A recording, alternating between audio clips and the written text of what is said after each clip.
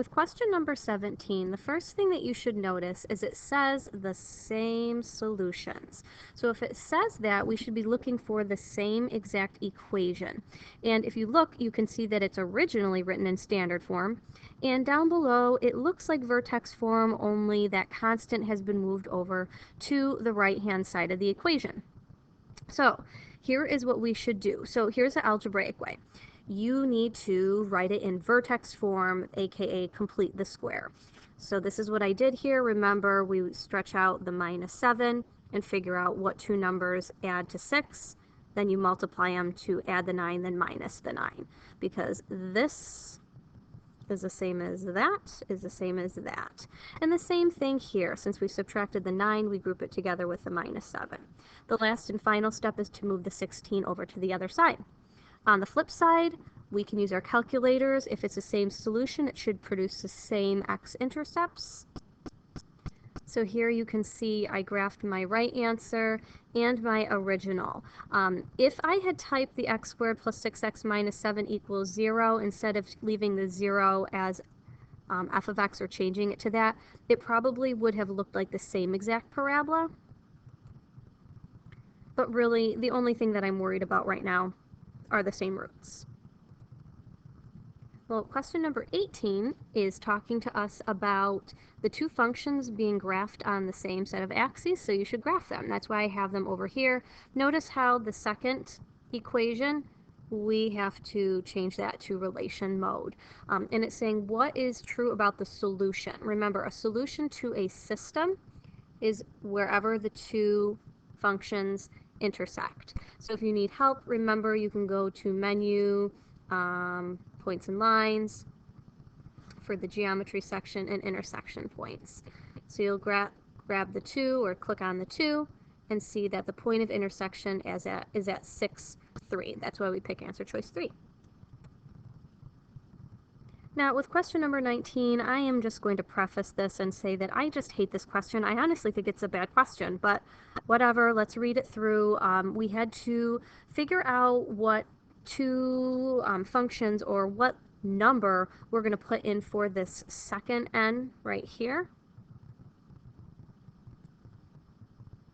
Will make the two functions the same growth over time. So we really want the same table here. We could show the table on our papers. I think it's just easier to model it on the calculator. So I graphed the f of t function with the 16, like they told us to, right here and there. And then I'm graphing answer choice 1 and 4 just so you can see the difference.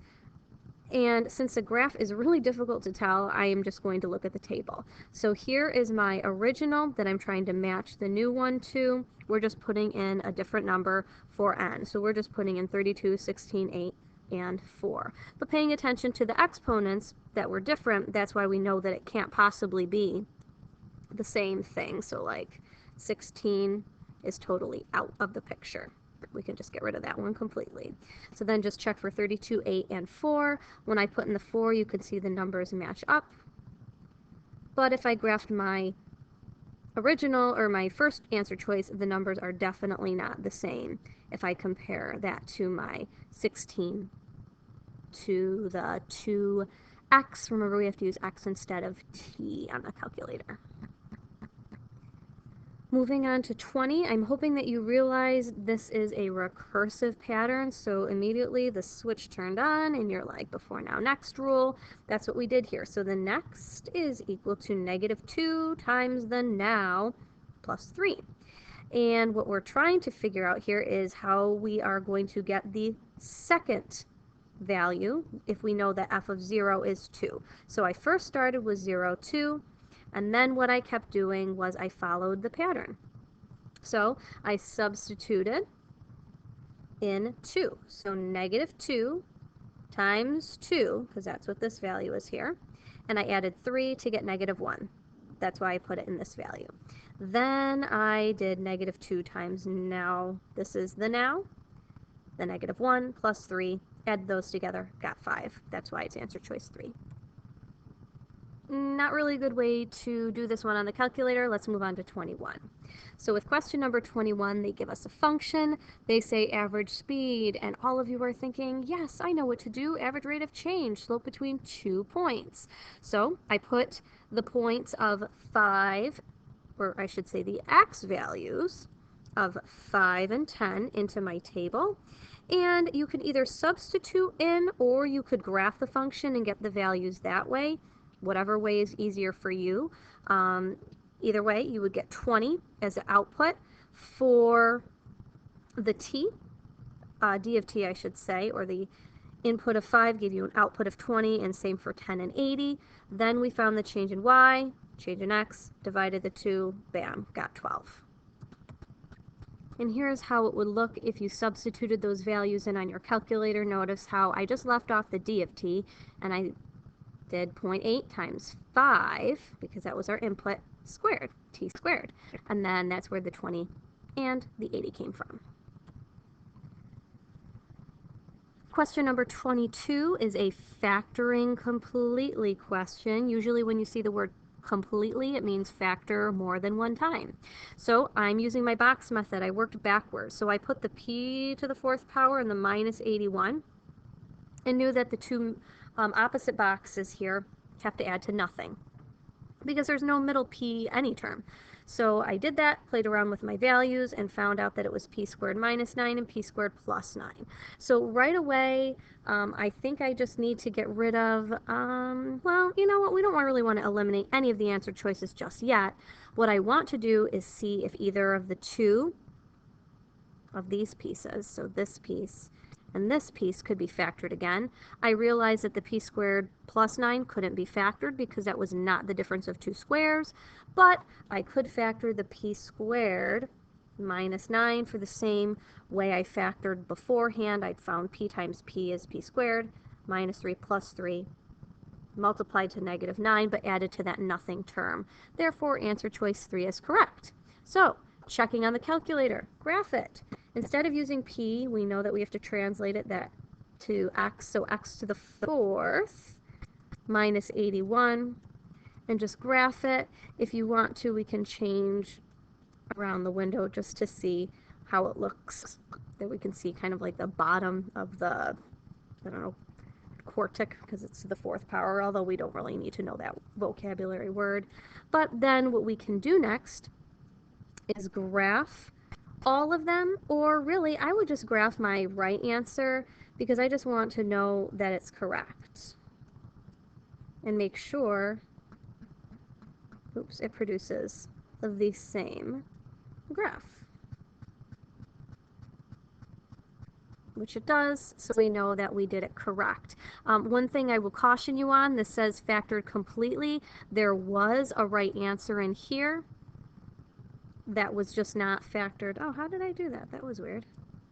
Okay, so this answer, choice 1, was factored, just not factored completely, and 1 would have actually obviously generated the same graph. We just needed to go a step farther. So 1 is kind of like the, you're halfway there, but not quite there. So always be careful. Always check all of your answer choices when you are just relying on the calculator to help you. We saw something really similar to question number 23. I can't remember what it was. It was on the August exam, but we were subtracting away, I think it was like a gigabyte or 2 gigabytes or something, like with a cell phone plan. This is kind of the same idea. So we realized that when you mail a letter, you just put a stamp on it, and it covers it, or covers the letter up to a certain value, in this case, up to 1 ounce. Every additional ounce, we are going to be adding 20 cents on. And so I modeled this with a table. It helps me to see this a lot better. What you could do at this point now is graph your answer choices and see which one matches up to that table. A lot of us got in that bad position, or we got in trouble when we forgot to work back to 0. So that's another option to find the y-intercept and then write all of these in slope-intercept form. But really, if you're modeling it with a table, and then all you have to do is play matchy-matchy and find the right one that works.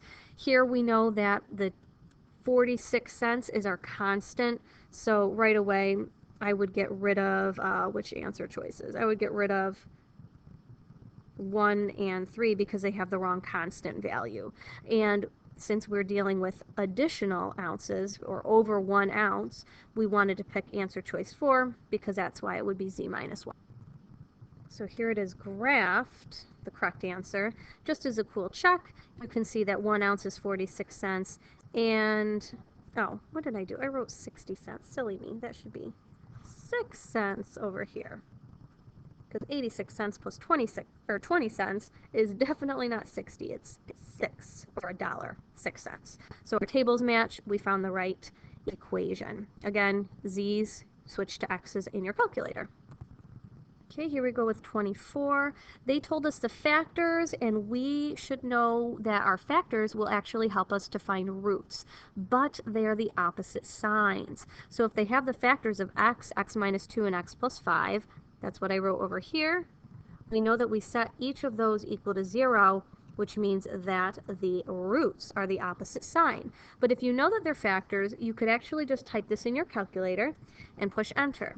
Now your calculator is going to yell at you because it doesn't understand that you want x to be multiplied. So you have to add that multiplication sign in there. Then you can push enter to see what this could possibly be.